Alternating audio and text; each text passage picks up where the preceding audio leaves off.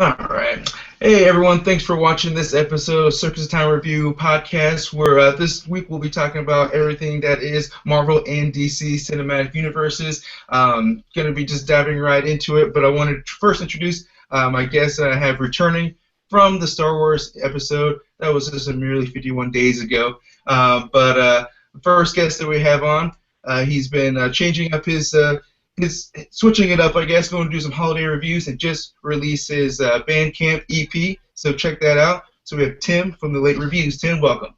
Thank you for having me, Carlos. I'm very excited to talk about this stuff. Let's do it. All right, and the second guy we have here is basically keeping me updated on what horror movies are going to keep me from watching horror movies in general, is Lee from Drumdums. What's up? This is Star Wars talk, right? Yeah, like I said, no, I'm just kidding. I'm all about comic books. Here we go. Let's do this. All right.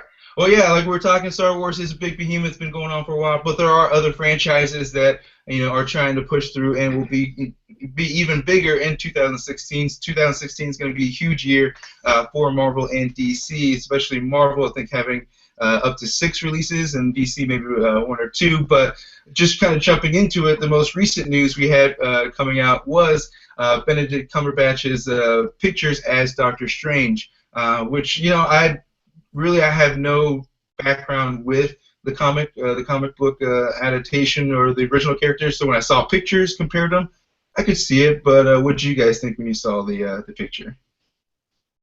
I have no background knowledge of him either. What I've heard is that this movie is going to be like, probably one of the trippiest, most CGI-filled, imaginative Marvel movies, and if they can pull it off, I'm all game. I mean, it sounds pretty awesome. I've seen pictures side by side, and he looks pretty decent. Yeah, that's one thing I was like, well, I've never seen this character before, but here I have this picture here, so anyone can see.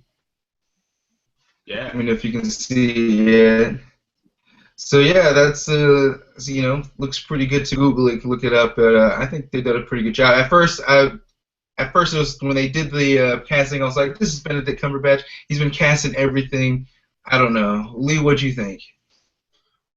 Honestly, yeah. When they first announced it was Benedict Cumberbatch, I was thinking that's the go-to guy. I mean, because he's just got that voice, and I don't know too much about Doctor Strange, but I think I saw like a cartoon with him a few years ago. Maybe he was taking on the Hulk. I don't remember, but he's powerful. He's really powerful. So they could really go just anywhere with this movie. So I'll definitely watch it. But yeah, he's not like my go-to superhero, but he's very, very powerful. So well, they can make Paul Rudd, an interesting hero. I think maybe they can do Benedict Cumberbatch. Yeah, nice. There it is, representing. Represent.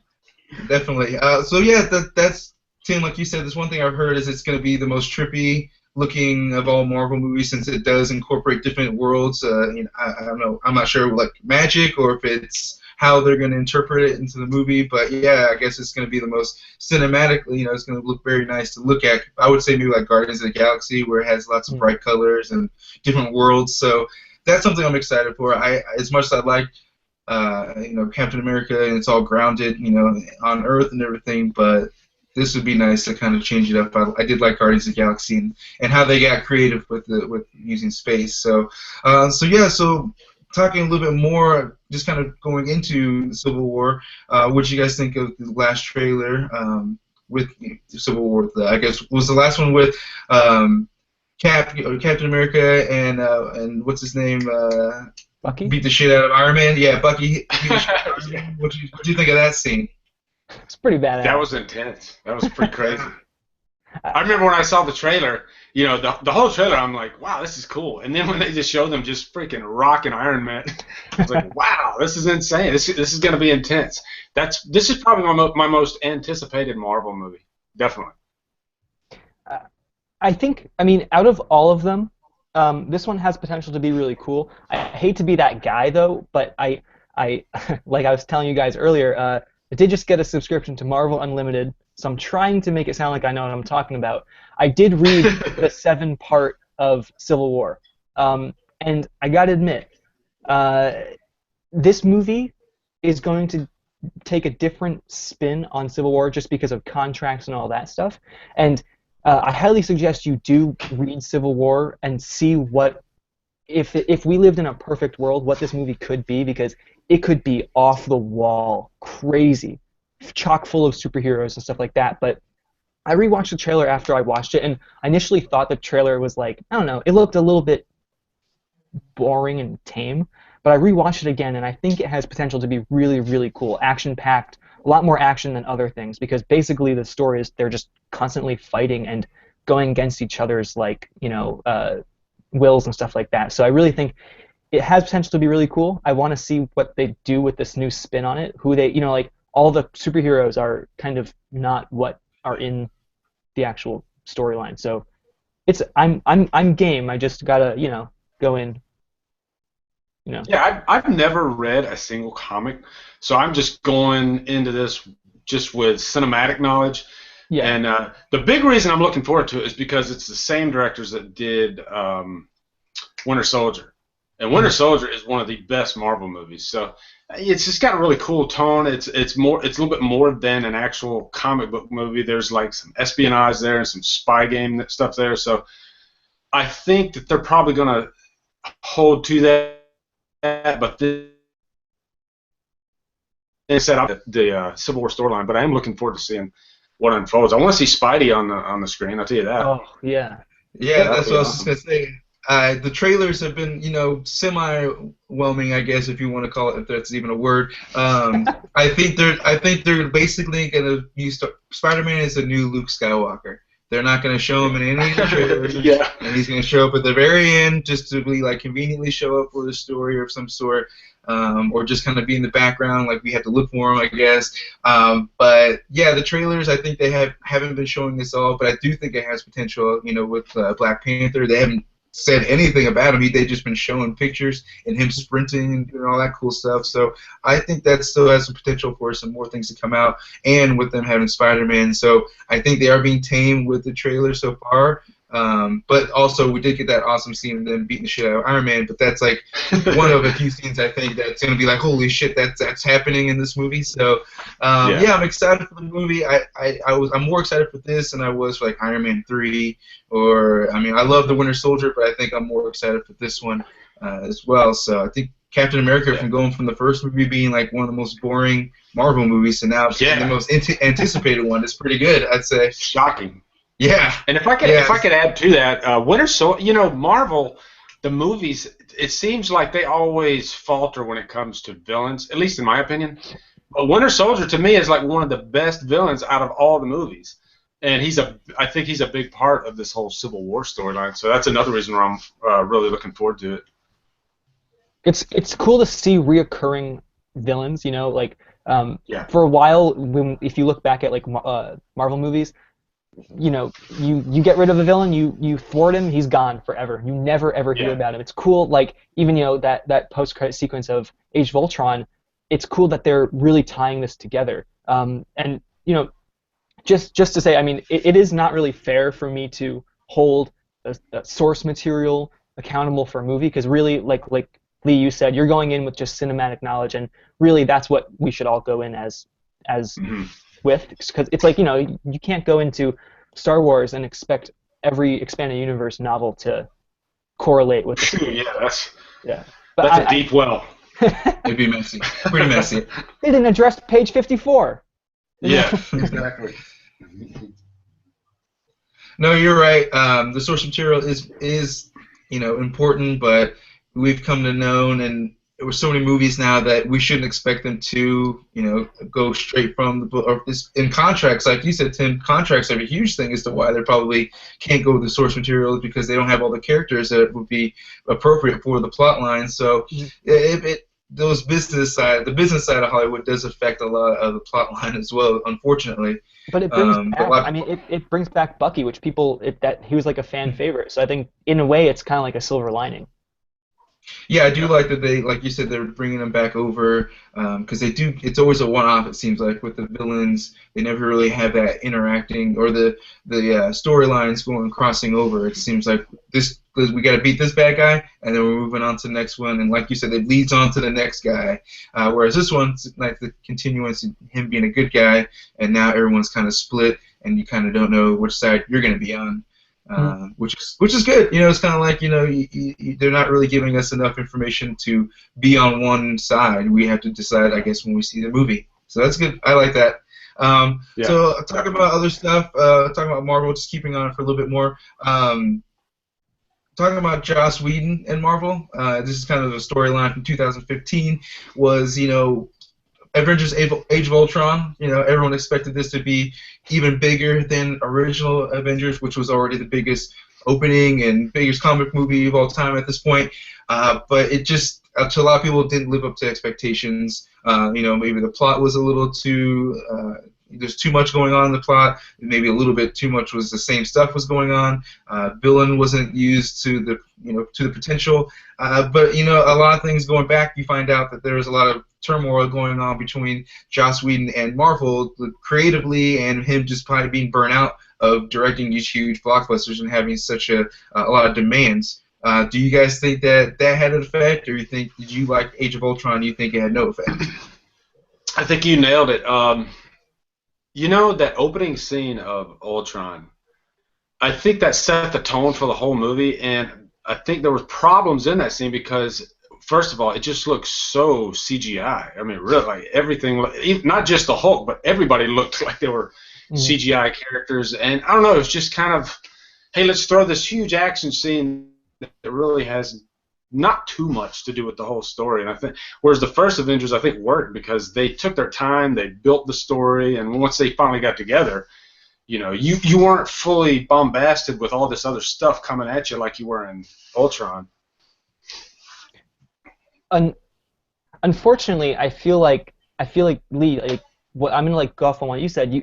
You're saying you keep going back to Avengers 1 as being like so revolutionary, so awesome, and unfortunately I feel like Joss Whedon just got that sequel that everyone's going to be comparing the next one to, and it's like it's called like sequelitis. It's like it's hard to do the same thing again and make it as good as something that when Avengers came out, people really, that wasn't like, Marvel Cinematic Universe wasn't really a thing, and then it's like people were like, holy shit, this could really be an awesome, huge thing.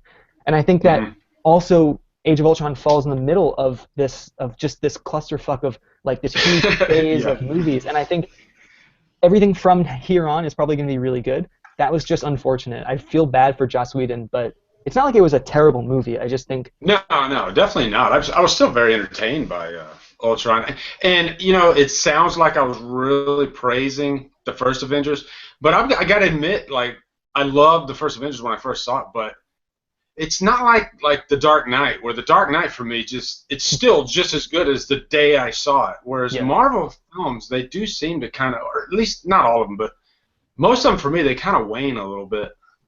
I don't know if that's for you guys, but yeah. I mean, I was against the grain at first too when everyone was really loving first Avengers, and I enjoyed it, but not knowing a lot of the background to all the characters and why certain things in the plot mattered, or Easter eggs that were going on that I didn't see, so that to me made it just an okay, good movie. Even looking back at it now, I tried watching all the movies, and I was like, it's a good movie, but it's just I think, like you said, I think Marvel movies are just a little bit watered down when it comes to, because they had to reach such an even more broad audience. I feel like everything's a little, it's kind of wanting to be on that level, like you said, Dark Knight, but needs to be just a little couple notches down. And with Avengers: Age of Ultron, their marketing was awesome. Those trailers were awesome. I was pumped to see how Ultron was going to be. I was like, this guy's going to be diabolical. He can get into the internet. He can be around forever. And then, spoilers, I guess, he gets killed by a Hulk. If I remember, that's how it happens. I don't know. It was weird. I was like, this is how it happens? Yeah. I was like, they could have kept him around. Like, he could have escaped, left his body and gone into the internet, and then they have to deal with him in the next movie, which I would have been fine with. Which leads me, I guess, jumping into my next thing that's kind of been bothering me with Marvel is when are we going to see Thanos? Like, when are they finally going to give us this goddamn guy and keep teasing us? I'm just like not it's getting to the point where I'm just like, I'm just going to be not interested by the time he's revealed. That's like the kind of approach I'm having too. So what do I'm you worried guys about Thanos, honestly, because I'm worried about Thanos because Everything I've seen of him, he just looks like he's too CGI, and it's hard to take a character seriously when they look that CGI. Hmm. And like you, I was very interested in him at first, but I don't know. It seems like it's just like I don't care as much anymore. I don't know. It's kind of weird.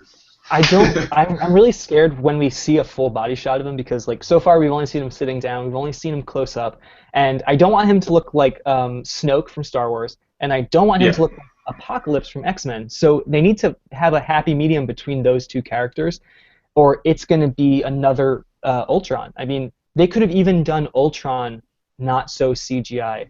I'm really Yeah. and Thanos, like, he seems like a guy you could just chill with. He's like mad chill. He's like laughing and smiling. He doesn't seem like so evil. Like he's like the leader of like the universe. Like he's powerful, really, really, Yeah. really powerful. And he's just sitting there like playing Angry Birds on his phone, you know? I know. It's weird. Yeah. Yeah, what does I'm he do afraid up there all day while all this shit's happening? You know? The Wi-Fi sucks up there, I think. Yeah, I know, right? Yeah, I'm afraid that they're gonna, they're building him up to be like this kind of like even like Awesome. a Snoke.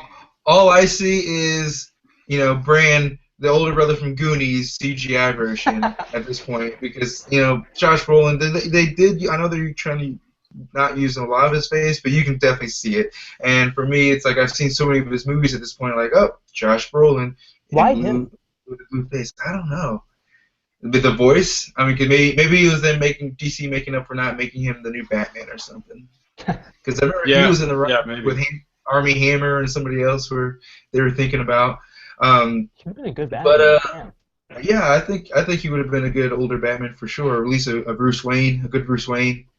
All right, we'll kind of jump into DC now. We'll go jump back and forth. Yeah, with DC, they have a few movies coming out this year. We have Suicide Squad, Batman v Superman. I'm probably missing a couple others, but we'll talk about those. Batman v Superman's had a couple good trailers. The first one was awesome. The second one has mixed feelings. Batman. Yeah, and maybe a little too much again. The same conversation. Did they give away too much? Probably. What did you guys think? Hell no. No, I am a proud supporter of this film. Like, I really will see it all the way till the end. And unless the final movie is garbage, which it really won't be, I'm a really big fan of Snyder. Really big fan. And Yeah. I really don't. Me too. Unfortunately, I'm part of that 2% that really loves this trailer, and because I know everybody said they gave away too much, but really, when you break it down, for years and years, everybody's been saying what would be the most awesome thing is if they actually gave us Doomsday in a cinematic movie. Zack Snyder said, "Okay, here it is. We're gonna have Doomsday. It's gonna be awesome." Oh no, don't show me Doomsday, but I just don't get it. I still think it's gonna be awesome. Plus, Zack Snyder, he actually in his trailers, he only shows you a little bit. Like if you remember Man of Steel, if you look at that trailer, it looks like they show you a lot, but they don't show you. They only scratch the surface. Man of Steel is a layered movie. Yeah, So I'm not worried at all. Zack Snyder's films are just a little bit too long, so I have a feeling this is going to be chock full of crazy details.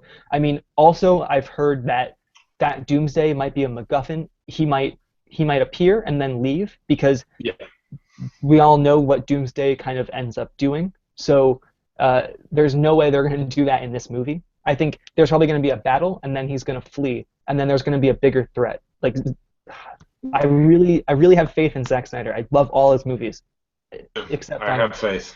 It's going to be awesome. Yeah, so you guys saying that the trailers marketing is being deceptive on purpose? They're like, hey, let's give them something to give them something to talk about. But yeah, you're right. It is the formation of the Justice League, so there needs to be something a little bit bigger than just Doomsday that they would need to come together for. Maybe Aquaman's an asshole at first. They're like, he's got to deal with this guy. Who knows? Because we haven't seen anything of Aquaman. Not just I think pictures from Instagram 6 months ago. I think was the last thing that I remember them even do any sort of marketing of, unless you guys have seen him in any of the trailers. If he's supposed to be in the background. There's that one clip of someone swimming underwater. Really? In the first trailer, the one that really came out, there's a scene of someone swimming underwater, but that might be to find kryptonite, so I'm not really sure. Yeah, I wonder if they'll And actually that's, introduce kryptonite in this one. I I'm think glad the that he first avoided trailer, it in Man of Steel. isn't that what like Lex Luthor like had his hands around or he was looking at in one of the first trailer, I think. Yeah. It was that shiny. It was. I mean, I would think it's kryptonite, shiny green, whatever. Honestly, I think there's a bigger threat, and I'm not going to. I'm not really sure how valid this is, but I did see on comicbook.com there is a toy that was leaked of Lex Luthor in his Robotech suit. Oh, cool. I have a feeling that Lex Luthor is the main villain, and again they're using Doomsday as just to throw people off. Yeah, because Lex Luthor, he's a puppet master, you know. Yeah. So I definitely for Lex Luthor. I agree with Tim. I think Doomsday is probably a MacGuffin. But Are you guys worried or have any theory as to why they even had Wonder Woman talk or shown any of her other than just like two short action scenes? I'm okay just looking at her. Yeah. She is beautiful. But I hope she's beautiful and she can deliver a line. That's all I'm wanting. Yeah, has she acted before? I know she's a supermodel, but has she been in other stuff? Yeah, she was in the Fast and the Furious movies. Really? Yeah, Oh. she was like one of the girlfriends, and I don't even remember who she was. Yeah. Okay. Yeah, so, I just watched the one with her not too long ago. I think she's in Fast 5. Okay, I still haven't seen that. Yeah. Yeah. I'm sorry. and so also in this movie, so we're supposed to get Wonder Woman, or Batman, Superman, Wonder Woman, and then we're gonna get Aquaman, and then supposedly Cyborg. Is Cyborg supposed to be in this one too? Oh, damn. Booyah! Right? From in the background, maybe? Yeah. I don't know, but that's just another reason why Zack Snyder should direct this movie. Because when you got that many characters in a movie and you have the wrong director, it could come off as really, really freaking cheesy. You know what I mean? You have to have a dark director, I think, to pull something like this off. More than Marvel. I like Bryan Singer. I really do. I love his direction. But really, if you look at Apocalypse trailer, think about what would happen if Zack Snyder directed Apocalypse. He would make him look exactly what you want him to be. So what if it uses a little bit of CGI? It would look amazing, as opposed to a cosplay of these characters. And I think that's the thing that, like, people are complaining, you know, that Doomsday looks like a CGI. Like, what do you want Doomsday to look like? He's hard enough. Like, the Hulk, no one complains that the Hulk is all CGI. He looks good. I think if you can get accurate to who you are, like Superman, so what if it's his CGI head on, like, a body, you know, for most of the movie? It's still pretty awesome. Yeah. It looks so good. Look at Watchmen. It's not a human, so... I mean, what do you want? You know, I mean, he's gonna look like a creation. So I don't get that either. He does look a little bit like Abomination, but you know, not too much. That's also not him in his fully grown form. Right.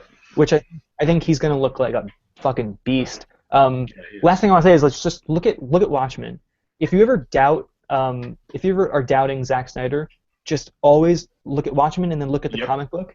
It's scary how good it is. So good. Yeah, Watchmen that's one thing I'm looking forward to. Comic book films ever. So great. Yeah, just the look of what it's going to be like, I know we'll be satisfied with. I know that, you know, like you said, Zack Snyder will do a great job adapting the look from the comic book to in real life, and already from the trailers, you know, it already has that feel. So I'm excited for that. The one knock, as people always say, is Zack Snyder's usually more style over substance, which is not always the case, but it can happen. In my opinion, I think Sucker Punch suffers from that the most, but it looks awesome. I don't know what the fuck's going on in that movie, but it looks amazing. Got a poster. So, nice. Yeah, so, I'm sorry you love it, but I just like, I don't know what's going on, but this looks awesome. That might be just because that's one of the only Zack Snyder films that has no source material. I think he's actually a director that works better with source material. Yeah, plus, if you talk about Watchmen and you talk about style over substance, I mean, Watchmen is just chock full of substance. It really is. Yeah, it's a beautiful movie to look at, but man, there's all kinds of great stories going on in there with each character, and I thought Snyder just knocked it out of the park with that one. And doesn't that one have like a 4-hour cut, so it has like everything you really wanted to put in, or am I making that up? I'm not sure. No, there's a director's cut. I think that's the only version that's available on Blu-ray. Actually, it's like a 3-hour cut. That's what I have. Yeah. Haven't watched it yet. They're great to own, but watch them once. That's how it was with my DVDs back in the day. I just kept like, oh, let's buy $6.99, $5.99, just 20 of them, and then I'd watch like 2 of them. They'll come in handy one day, but I will watch it again very soon.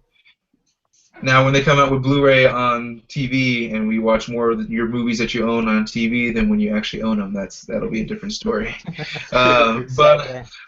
But let's see. Just kind of continue with DC. Another movie, the big one is coming out, Suicide Squad. We've got one trailer from that. I think that was the Comic-Con trailer, which was awesome as it was, but I don't know. It's like we haven't had anything, and that was in May or June or July. I can't remember when Comic-Con was, but we're at least 6 months by now, and so it's like the movie's coming out in this summer. Shouldn't we have maybe another trailer coming out soon? We're getting something in January, late January. Nice. Yeah, okay. That's what I saw on Twitter, because you can always trust Twitter. Always. Always. This is reliable. Well, good, because I think that the Comic-Con trailer was awesome. The teaser they got with Harley Quinn, the Joker, was great. But I think we should maybe people need to know who aren't familiar with Suicide Squad. Maybe we should get a little more background. I know they had the dialogue at the beginning of the first one, kind of giving away that they're all bandits or they're all villains who need to be used. But maybe a little bit more of the storyline, because I don't know. The one clip with Batman in it. What's Batman doing in this movie? Is he going to be in it the whole time? Is it going to be another quick cameo? You think he'll be in it for a little while, or is it going to be like a quick one scene in and out just to get him into the movie? I don't know, but I'm so curious about this movie because the trailer gave you really nothing, and I'm so curious about the Joker, or if he is the Joker, because if you look at the Batman v Superman first trailer, they actually show you clues as far as you see the Joker's costume, and you can tell it's got you see Robin's costume, and Joker's graffitis all over it, and then all the tattoos that are on Jared Leto. There's so many questions about this movie. I can't wait. I think we're definitely going to be revealed something, because especially with this, you're making a movie with the Joker after literally a perfect Joker performance. You have to do something new. We don't want just a Joker again. And I think this is such a great opportunity to also we're getting. I think they're breaking in to get the Joker out, or they're going to kill the Joker and then eventually he becomes friends with them. And I think that's such a cool way. Instead of having Batman fighting the Joker again, now we're gonna get something a little bit bigger than that. It's sort of, I don't know what happens after. I don't know really about the Suicide Squad, but from the trailer, that's what I got, and that sounds fucking awesome. Oh, it does. Have you guys heard the fan theories? I'm sure you have. I haven't. Batman is actually Deathstroke, and the original the Christopher Nolan is actually canon in this, and Christian Bale is actually still Batman, and he shows up at the end of this movie, which would be freaking awesome. Oh my god, that's amazing. I just watched The Big Short last night, so if he showed up as the Big Short character as Batman, I would love that. I wouldn't be opposed to that. That would be the biggest. Oh my god, that'd be the biggest surprise I think in cinema history. It'd be insane. Oh god. If they want to confuse the shit out of people, that's the way to do it. Yeah. If they really want to confuse people, that is the way to go. That is definitely the way to do it. I do want to know what the whole thing about is in the trailer with the eyeball masks and the Batman mask. I thought that was really stylized, really cool. Also, David Ayer. I mean, the last thing he did was Fury, and Fury was awesome. Better than a lot of his previous movies. I'm not saying all of his movies are trash, but that movie was really focused, really stylized. I think, regardless of whether this movie's PG-13, rated R, I think it can be really, really stylized, really dark. Finally, we get a dark comic book movie. Yeah. I wish it was rated R. Me too. But it won't be. But I wish it was. I want to see the Joker curse. That'd be so sick. Mm-hmm. I think he will. I think they'll get the one F-bomb. I think the Joker will maybe get it. You think he'll get the one PG-13 F-bomb? I hope so. No way. Or Harley Quinn. There's no way they'll let him say the F-bomb. I'm the fucking Joker. I know. That was hey, right there. Use that. Good. What do you guys think about Jared Leto? Do you think he's going to do a good job? Yeah, I just watched so. the trailer again, and I think that, like, I really think that I think he's going to take a little bit of getting used to. He's more of a manic Joker than, like, one of those, like, quiet, crazy people like Heath Ledger was. Heath Ledger had it all figured out. The Jared Leto's Joker looks like he's figuring out as he's going. Yeah. Well, if you watch Jared Leto's performance in the Matthew McConaughey movie, he did a phenomenal job in that. So I really think he can pull it off. Plus, if you Requiem for a Dream, he did a great job in that. So I got faith in Leto. I think he's going to do a good job. Yeah, I was skeptical until I saw was it Dallas Buyers Club that he was in? Yeah, Dallas Buyers Club. And I remember seeing Requiem for a Dream the last time I saw it. Buddy and I, full disclaimer, took some shrooms and watched that movie. It was the worst experience of my life. That is not the movie to watch on shrooms. Full disclosure, yeah, it was not the greatest choice. So, but I think he still did a great job. I love both movies, and so that really kind of, I was a little skeptical, but when they revealed the Joker, and I was like, okay, he's not just, he may be a little mixture of older Jokers and his own rendition of it. The tattoos, I don't really care about. They can do whatever, they gotta separate them somehow. If he's not wearing the purple jacket of some sort, maybe he's shirtless and he's got these tattoos for most of the movie. So I like the idea that tattoos have story. We're gonna get exposition. That's one way to look at it. Is like, yeah, they look really stupid. They look like temporary tattoos, but I think we're gonna get there's no way they would make them so prominent and relevant without including them in the story somehow. There's also a picture of, I don't know if it was photoshopped or not, but it was Harley Quinn tattooing the Joker. I think maybe, I don't know, maybe he gets them from her. They have a couple. Yeah, there's also been he's turning her. Go ahead. Yeah, there's like Robin's wing is one of the tattoos that's on him. Like I think they broke down like every tattoo that he has, and there's definitely some exposition to be told there. I hope so. It'd be crazy if they just don't even mention it. Oh, I'm sure they will. That could happen. Well, I remember seeing a picture where I think, there was like maybe it's a flashback with Harley already being, when she's working at Arkham as opposed to being, Harley Quinn, and she's interviewing him, and then I think, like you said, Tim, that picture could be her tattooing him, could be around the same time after she's, turned to his side. I don't know. Like I said, the trailer didn't give us much, which is good. I'm fine with that. Now I'm just kind of hoping the second one will give us a little bit more, not just more of just kind of the same images reworked. How sometimes that's how it is. Well, there's also I follow Cara Delevingne on Instagram for reasons. And for research and the articles. I'm trying to bring as much knowledge as podcast as possible. But there's also images of her at like the tattoo parlor as well. So I really think there will be a sequence about tattooing. I don't know if it's like maybe it's part of the Suicide Squad. Maybe you have to get a tattoo. I don't know. I mean, that's me speaking without any knowledge of what the Suicide Squad is, but there are multiple images of multiple cast members getting tattoos. My only request is the less Jai Courtney, the better. He wasn't that bad. Flick fanatics would be pissed. He'll be good. I think as a supporting character and like an actual like character, not just like a guy or whatever in a movie, I think he'll be all right. But when the Terminators and other movies, I was like, I just don't force him down my throat. Let him work his way to me.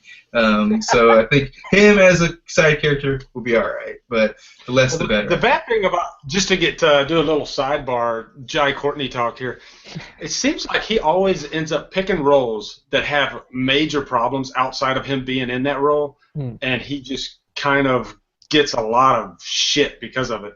Like Terminator, Jai Courtney was not the biggest problem with Terminator Genesis, and also the Die Hard 5. Oh, that's because it was Die Hard 5. Is just so I totally forgot about that. Again, Jai Courtney's not the main problem. Yeah, the whole movie was the problem, and then it literally went in order. Die Hard 5 was shit. Then Jai Courtney, you don't care about it, and Bruce Willis was garbage. Yeah. All of that things just compared. It's like just combine it. I think you're right. It's really not Jai, and I think you're right. Like when you have an ensemble cast like this, especially with Will Smith, Jai Courtney's not gonna be the main character. Guarantee you that. No. Will Smith is gonna want to hog that camera forever. I wonder how many lines during production Jai Courtney would say, and Will Smith's like, I like that line. That's my line now. So we're gonna save the world, huh? Yep. I bet that was totally Jai Courtney. I'm a Jai defender, though. I think one day he's gonna get that role that finally ends all that hate that he gets, because I watched Spartacus, and I thought he was awesome in Spartacus, the first season of Spartacus. But it's just like ever since he started doing movies, every role he picks.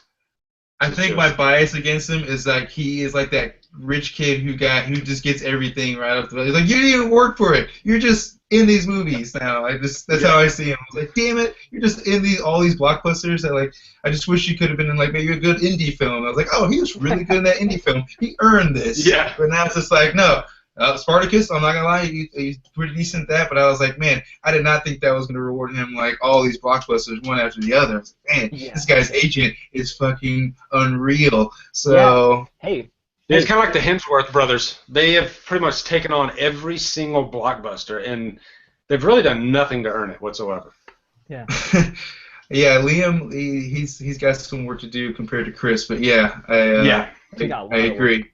But even Chris, outside of Thor, he can't get a hit to save his life. True. Yeah, he had Ron Howard, and he still couldn't get a hit. It sucks. Twice. But he had Ron Howard. Yeah, twice. The second time. It was rough, but he cannot get a hit. Ending the sidebar of our hate on Jai Courtney and Liam and the Hemsworth brothers, and love. Jai Courtney podcast. That'll be the next one. Just kind of jumping into talking about both of them, both Marvel and DC, they kind of both jump into the trend, or Marvel set the trend of releasing their schedule for the next like 10 years. And of course, when I saw this, I was like, great, we get to see what's coming out. We know what we can expect, but of course, things are going to change, schedules are going to change. So it's almost like, of course, maybe just more of a marketing ploy. It's like Amazon every Christmas coming out with that stupid delivery robot that delivers the drone airplane that's never going to be approved. Stop doing it every Christmas. They keep boasting it. So it's like every year they keep saying, oh, we're going to do this, but we're going to change it up. So what do you guys think when they release their slates for almost 10 years, it seems like? By the way, sorry, my phone is ringing, and you're running an office back there? What's going on? No, I'm avoiding my phone. I honestly think that I really, really don't like when people blow their wad and tell you everything. It's like when you go on a date with a girl and she tells you about her ex-boyfriends as you're like trying to get closer to her, and it just ruins it. I like the intrigue and the mystery of learning as you go. I'm a big fan of Punisher, Blade, all of those things. And when they would tease the sequel without a post-credit sequence, and you'd be like, oh, I wonder if they're going to make a second one. I love that. I really don't like... There's no surprises now. The only thing that's a surprise is a trailer. That's the problem in the age we live in. Like, I remember in the 80s walking down the street, and my theater, I think, only had like 2 screens on it, and I saw a poster for Rocky IV. And that was the first time I even knew that Rocky IV was coming out, and it was coming out in, I think, like 3 months. Back then, yeah, you didn't have that. Now, I know what comes out in 2021. And it just takes out all the mystery. It's kind of annoying, if you ask me. I totally agree. And for me, it adds to the frustration of, okay, now we know that we're not going to see a fully fleshed out Thanos until 2019 and 2020 when he's in the the Avengers What Yeah. war is it? I don't know. The Big War, Part 1 and 2. Infinity War. Infinity War. That's it. Of course, that's the one. Yeah. 1 and 2. So now we know we're not going to see it for at least 5 more years. And in movie world, that's a long fucking time. And so much can happen between now and then. What if like 3 or 4 movies in between now and then just suck? They're just terrible, and everyone loses interest. And by the time we get to 2019 and 20, you know, they're just scraping the bottom of the barrel trying to get people to watch this movie, even though when they thought they're going to be the big moneymaker. It's filler. I mean, that's why we're getting, and no offense, Lee, that's why we got films like Ant-Man, and we're getting Black Panther and stuff like that. I'm not saying they're bad films, but I'm saying, did anyone really ask for them? Maybe, but they're really just because they need to stretch out their franchise and save Scarlett Johansson, Chris Evans, and all that stuff. And the other point to that is that there's no surprises. I can start to fill in the storyline because I see their timeline and I say, okay, well, we know that obviously Captain America, Iron Man, Thor, and stuff like that, they're all going to stay alive. They're all going to be in this movie in 2021. I hope we still have TVs then. I hope, you know, it really loses the fun, and I think, I mean, you see, I mean, DC kind of did the same thing, but they haven't really told us that much. I think Marvel is really jumping their gun. It's typical Disney. They're doing it with Star Wars too. It's not. It really. I love that mystery. I really miss also going to the theater, seeing a trailer, and being like, no way, no way. Yeah, you never get that now. You see it. You see the trailers in a theater. It's always something that you've already seen online. You know what I mean? I miss those days when you'd be like, oh wow, a new Halloween movie's coming out, and this is the first time I've heard about it. This trailer. You'll never see that now. Ever. Yeah, that's how I was when I went to see Star Wars. I already knew what trailers were going to be playing, and the trailers that were playing, I'd already seen a dozen times online, so I was like, oh, you know, I'll show up right, you know, when the movie should be starting, kind of thing. Like, I enjoy watching the trailers on the big screen, but, and after seeing them a dozen times online, it's kind of lost its luster. But I agree, both of you, blowing your wad too early like Marvel did really does take away, because now, like with Black Panther, I don't know if they're still making the movie, but if they're already planning on making the movie after, then you know that he's not going to really have too much of a demise in the next movie that he's in. So it's like, all right, well, we know that's one person who's going to make it out. And, and like I said, knowing the timeline for the next 5 years, it's weird. It's the first time we've really had gone through that, and it's kind of jarring because it's like, yeah, we had this little line. We don't want to know a lot, but we want to know enough. And if we get told too much, we're like, Jesus, please, like just step back. But that's pretty much what Marvel and Disney did. They're just like, here's everything we're gonna do. This is everyone who's gonna be excited for it. You know, Captain Marvel, Black Panther. Like I know nothing about Captain Marvel other than it's gonna be a woman. You know, I didn't know that until and I didn't know that until she better win a couple fights before she gets that role again. Or it's going to be that other one. Take a few acting classes. Yeah. Exactly. I think. I mean, like, the only good part about this is it makes you talk about it. We are talking about Captain Marvel. They're able to make films that no one would have cared about. I think when they first announced that they were going to do Ant-Man, people were like, "What the hell?" And then the more and more we got closer to the release date, more and more people were talking about it, and then people are really, really feeling it. And I think that's the one upside to it. Regardless, I wish it wasn't like that. Yeah, Iron Man's the perfect example, actually, because I remember back in the 90s, I was like, man, it'd be cool if they made an Iron Man movie, but I know that'll never happen because he's not like a top-tier character. And then finally they put an Iron Man movie out, and it turned out to be great. Mm-hmm. Yeah, and you didn't even expect that. I mean, that was also when comic book movies were not what they were today. There was a big increase around, you know, like when Blade and like Punisher and all that stuff came out. But then this whole new Marvel wave is really, it's an interesting thing to look back on in like 20 years. Yeah, I agree. Like, I think that saying that this is something that we never experienced, and then going through it ourselves, trying to decipher what we like about it, what we don't, getting too much information, not enough, you know, trailers giving us too much, studios giving us entirely way too much, but then we still get trailers like Star Wars. We have no idea what the hell's going on, but it's a weird landscape that we're in right now, and it's ever evolving, which is why I'm still thinking in 5 years, who knows if we're even going to movie theaters? You know, they could be changing the whole way they show movies in 5 years. It's crazy. Like, I don't know. Google The interest Glass, can, man. yeah, the interest can shift. So I think going out that far is a little too much. Like DC did similar, but not as much. But Marvel, I think, just did a little too much with releasing so long in the future. But we'll see how it pays off. So far, so good, I guess. They haven't had a string. They've only had like a couple of movies that underperformed, just not bad movies in general. So unless that happens, I think they'll keep trucking along. But that was really the last big thing I want to talk about. We had one question come in. This one was from Dylan Flickinger. He's a YouTuber. Dylan hitting us up with a question. His question would be, would Jude Law make a good Norman Osborn? That's a left field.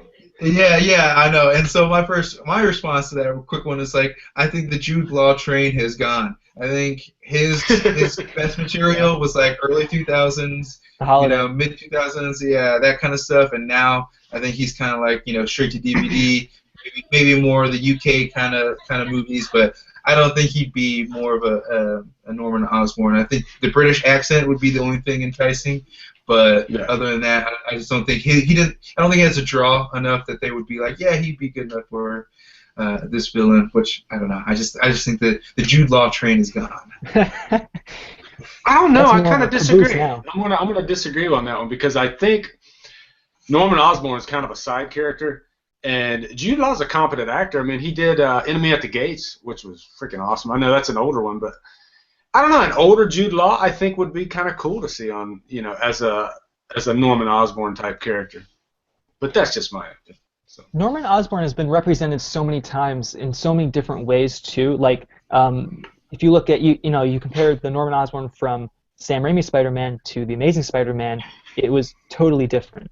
And I think, I still really, really, really want Tim Curry to do something in the Marvel Universe somehow. Whether he's the Joker, cool. whether he's... And I think he could honestly be more of a Willem Dafoe type of Norman Osborn than whoever played Norman Osborn in Amazing Spider-Man. But Jude Law is a little bit too pretty. Yeah, I'm not faulting his acting skills. I think he's a capable actor for sure. I think maybe for studios and getting work like that, it'd be a little tougher for him. Yeah. And I don't know. I think he kind of hasn't really been in too many mainstream movies. I know he's still acting and doing things. It just hasn't been in the public eye a lot to where people are like, oh, yeah, is that Jude Law? I'm like, okay, it's kind of. I keep forgetting that he was in Spy. Yeah. Oh yeah. But he's also was a side character. Yeah, so he's moving over to side character. So I guess it could be a possibility. I wouldn't hate it completely. It just wouldn't be my first choice, I guess. Yeah, I agree. Not first choice, not last choice. Yeah, I still really love Dane DeHaan as Harry Osborn better than James Franco. Me too. I completely agree. I thought he had great potential. I was like, man, this is going to be awesome. And then all of a sudden, he was already the Green Goblin. I was like, oh, that was fast. Well, I like actually... I take it back a little bit. I like Dane DeHaan as Harry before he turned into the Green Goblin. When he turned into the Green Goblin, it was kind of embarrassing, but as like Harry Osborn, it was awesome. I disagree. I kind of liked him as both. I thought he was, because James Franco, he kind of played him, even when he was Goblin, he was just kind of angry, but it wasn't like psychotic and crazy. Whereas Dane DeHaan, I thought he really owned that as, I'm going to go crazy with this role, and that's pretty much what he did. And that's the one thing I regret is, like, I know we won't see him again, and I liked him. No. I thought he was really cool. I didn't like Jamie Foxx as Electro, though. No, he was good as Electro, not Jamie Foxx before. Like, I actually really don't mind that movie. I thought it was really entertaining. I actually like Amazing Spider-Man 2. I do. I think it's one of the most... it's weird it's hated so much because it actually is pretty decent, but I think the trailer is what ruined it for everybody because they gave away... That's how you don't do a trailer, because they gave away every single thing in the movie. If they didn't do the trailer like that, I think it would have been more accepted. It was definitely the marketing that did it, and it's not a bad movie. It's just like everyone was not only did they give away, but that marketing, if you don't remember, they had so many trailers. You were seeing so much marketing going on for this movie that it was like, oh, it's too much. You know, you were seeing like every trailer had a little bit. They probably had like 20 different trailers come out for it. So it seemed like every week was something new coming out, and it was in the flow, like TV spots. Yeah, it seemed like Sony was so desperate with that. They wanted this to be a hit so bad, and they just, like Tim said, they blew their load. They went too far with it. The Rhino, Jesus Christ! They should have just taken. I want to cut. Lee, I want you to make a director's cut. A fan edit? Take out Rhino. The whole entire. I'm taking him out. Yeah, he bookends the movie. I'll just drop him out. Yeah, it would have been so much cooler if it was just Harry Osborn and Electro. Electro, I thought was cool. Didn't like the score that went behind it. Yeah, the score was kind of all over the place. Hans Zimmer. Like the score in the original trilogy is great. Who's the guy that did the score in the original trilogy? Danny Elfman? Yeah, Elfman. Yeah, he did a fantastic job with the score. It's like the score they couldn't find themselves in the new first two movies. It was just all over the place. I didn't really like the score, especially in the first, like the Amazing Spider-Man. That score is so forgettable. Coldplay. Yeah. Man. What the hell is that? You don't put Coldplay in a Spider-Man movie. That's bullshit, man. When Peter Parker is in Amazing Spider-Man 2, when he's painting up like his dad's life, and they play that like Mumford & Sons song, it's so out of place. It's just Sony being like, so Sony's like, shit, what the hell do we have that we have like royalties to? Oh, we can use this. What do we not have to pay for? All right, this one, yeah. Okay, good. Put some Rage Against the Machine in there or something, man. Oh my God. Fuck you! I won't do what you tell me. And he's just like, I mean, amazing. Yeah. Well, it'll be interesting to see how they use Spider-Man. I guess in these new movies, he's gonna be super young. Gonna have a couple of high school movies, I imagine. Since he's going to be at least 15, I think, starting out or younger. So I'll be interested. But I did like, I agree with you guys. I did like the Amazing Spider-Man movies. I think the marketing did them in, and Sony getting hacked to death. That they need to give up those rights. Give up those rights, son. So give them rights. That was everything I wanted to go over today. I think we covered as much as we could in regards to cinematic universes. So I do want to thank everyone who watched the episode today. I do want to thank Tim and Lee for being on the show today. Guys, go ahead and tell them where everyone can find you online. Tim? Yeah, you guys can find me on YouTube at youtube.com/LateReviews1, Twitter /LateReviews, Instagram /LateReviews, and Letterboxd /LateReviews. Nice, and let them know. And then where can they find your EP at? Oh, timhurley.bandcamp.com. I got a full album coming soon, so. Nice. I got it. It's awesome. Thank you. Beautiful. And Lee, let everybody know where they can find you. What Tim said, except just take out the late reviews and put in Drumdums. Blank space. Oh, and the next podcast, let's talk Hulk. Okay, I want to do like a full 30 minutes on the Hulk. Okay, we'll do it. Okay. Hulk, it is.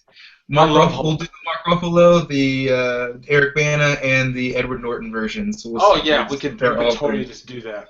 I love that. We'll do all. Awesome. Yeah, guys, we'll do Bixby. We'll do the show. Everything. It's all Hulk. Yeah. I got my Hulk hands. I'll bring those. Nice. Yeah. It will happen. Well, everybody, you can find me at. Oh, what do you got? What do you got there? That's the Hulk. There you go. Nice. Or you can find me on YouTube, Circus Town Review, Twitter, and Instagram, same ones. You can also find me wearing this dry fit that I got at a gas station / liquor store in Wichita, Kansas, to work for this for this podcast.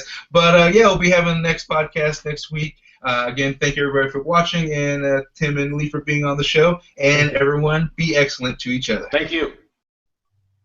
Awesome.